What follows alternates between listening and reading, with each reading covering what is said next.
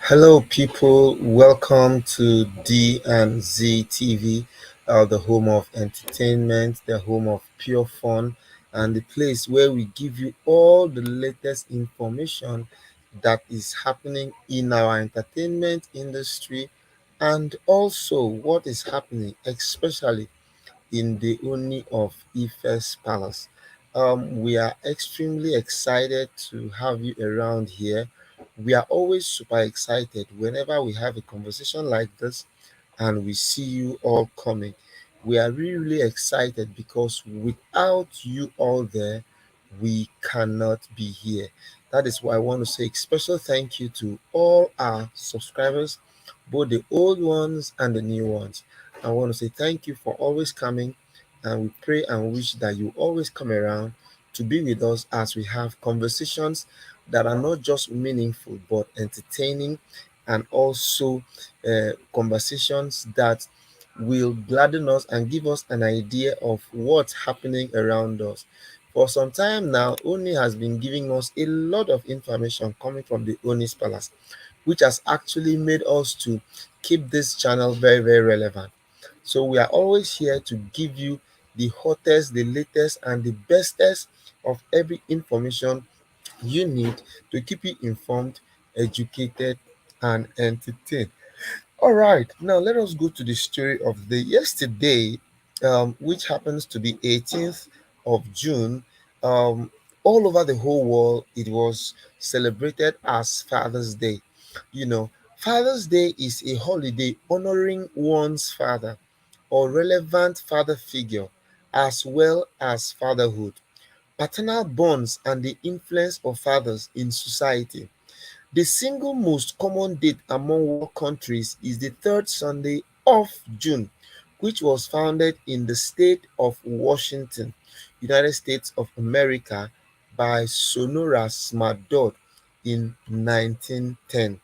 The day is held on various dates across the world, and and different regions maintain their own traditions of honoring fatherhood. In some Catholic countries in Europe, way back here in Nigeria, we also somehow celebrated our own Father's Day. And what makes it super interesting is that the Ooni of Ife, His Imperial Majesty, also had his own Father's Day celebration, which was very, very dramatic. You see, the beauty of the Ooni of Ife's palace is we are always having drama from that place. There's so much drama always happening. There's so much drama making the place interesting. There's so much drama that makes us want to go back always to the Ooni of Ife and get more gist and more information that is happening. So, as a matter of fact, with all his harem of wives, there was still another expose where his wives also tried to show that they want to make him an important figure on Father's Day. And incidentally, I was expecting that, okay, only his kids will want to celebrate Father's Day. But guess what? The reverse was the case, as we now had all the wives fighting and competing amongst themselves. Who is going to take the day? Who is going to be the favorite? Who is going to add super value to the Oni's life? So it was really a very, very big competition. So there was this struggle everywhere of who makes the day, who takes the chance, who takes the place as Oni's favorite on that wonderful day. So to start to activate the Father's Day, the first person who actually activated everything and made it to be very, very nice was Olori Ashley. Ashley has always been in competition with everybody. She just wants to compete. So she was actually the first person. Guess what she did?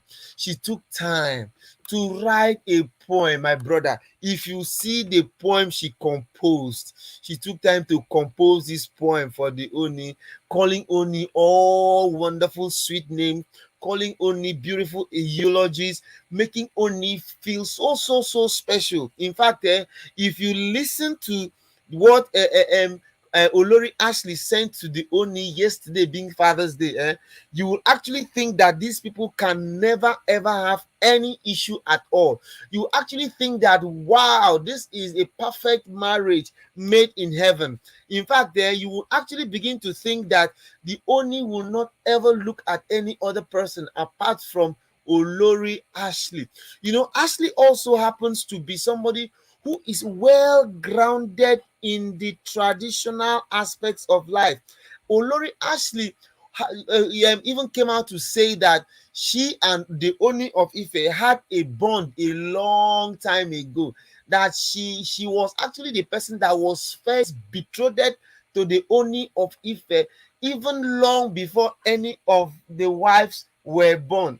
So it really she really actually wanted to maintain her place and position during this time now, in such a way that people begin to like, oh my god, is it that Ashley wants to now come and Kolobi the Oni? Is it that Ashley now wants to come and take over this place and make her become the number one, the champion? There were a lot of talks everywhere. They were just talks here and there. People were just talking. But she actually came out to say that in her own level, all she wants to do is she's just trying to express herself. She's just trying to show the Ooni of Ife, for Ooni of Ife to know that she is real. Because a lot of persons have been saying that she's not real, she's just here because of the money, she's just here because she wants to have a father figure since her father is no more. That she just wants to be here because we're getting close to the Oni is just a way for her to run away from poverty, not understanding that before now she has always been super rich. And another beautiful thing about the Oni is, of all of his wives, he does not go for anybody who is not of any economic value and standard. Everybody he goes to are people who have genuine intentions, people who have genuine minds, people who are grounded, who are sophisticated, people who are very, very janded by all ramifications, janded in such a way that they can actually foot their bills, they can actually take care of themselves, they can actually do whatever they want to do. So today we actually are here to actually discuss this fatherhood thing. That does the Oni really have that capacity to be called a father? Does he have that temerity? Does he have that cloud that even in the midst of all of these chaos and challenges that he's having, he can really be called a father figure?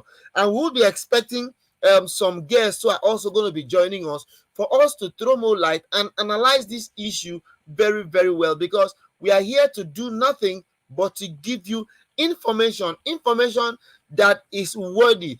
And this is also an opportunity for you to also air your minds. We want you to come and air your minds, air your views. Let us have these conversations, because it is not something that only one person alone can be talking. It's not something that only one person alone will just be analyzing every time. Fine, I know that before now I've always been bringing videos to you, but today is an opportunity for you to also come and join, and let us also talk and see how we can actually have conversations that are surrounding the Oni of Ife.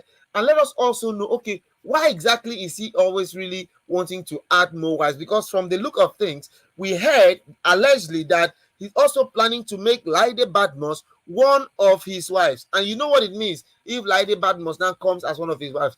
Laide Badmus also now happens to be Queen Miriam's ex bestie. You know what bestie is now? A station where you have friends who are always coming together to live together, to behave as one and do things differently. So on the whole, yesterday was Father's Sunday, and the Oni spent it in a grand style. Oni actually it was more like a period of sober reflection for the Oni of Ife. Sober reflection because all his wives took time to felicitate with him, sent him messages, very sweet and interesting messages. And just as we said before, the first message that we got yesterday was from Olori Ashley, who actually used that period and opportunity to bestow on the Oni who exactly he is, and of how valuable the Oni is to her as a person, and to the children, not just to the children, but also to all members of the family. All right. Now we're also going to go to the message of some other person sent for to be part of the Father's Sunday yesterday. Then another person who sent a very interesting message to the Oni yesterday was actually Miriam. Now, Miriam actually also penned down a very interesting, emotionally laden voice to the Oni to make Oni know how important he is to her as a person. Yeah, it's pertinent to know that for a very long time, Miriam has always been in a lot of bad books. People have always been saying a lot of different things about Miriam, talking about Miriam, talking about Miriam. But all the same, this time around now, Miriam took time to actually make Oni feel important and feel very special. Oh, Zoe Zenita, thank you so much for joining us. We appreciate you. So how are you today, Zoe Zenita? I hope you're fine. Zoe Zenita is actually one of our very close friends. She's always coming around. Whenever we have conversations like this, she comes around and makes it going. So Zoe Zenita, welcome. So as I was saying, okay, can you hear me? Yeah, I can hear you, Zoe Zenita. Okay, what I was trying, I thank you so much. Good evening. So the fact is, Kabiyesi is our Imperial Majesty, and yesterday was a Yes. great day for him because Mm. he have a lot of children. I know when you get married like this, some of how do I put it? Your wives will automatically start seeing you like their father. So I Yes. think that's what happened yesterday when all of them were trying to celebrate him. And for some of them, I think some of them are trying to do Nami Love and Pass. You understand that kind of thing? Okay. I think that Yes. what is it called again? On Father's Day, which was actually good and recommended. Mm. Hello? Yeah, but you go ahead, man. Are you hearing me? Go ahead. We're listening to you. Go Are you ahead. hearing me? My network is I'm bad. hearing you. I'm hearing you. Go ahead, man. Hello, can you hear us? Hello. All right. I think we are noticing some technical issues from Zoe Zenita's angle. She was actually trying to let us understand that some persons, whenever somebody becomes your husband, after some time he becomes a father figure. So it is okay. It is nice for some people to look at their husband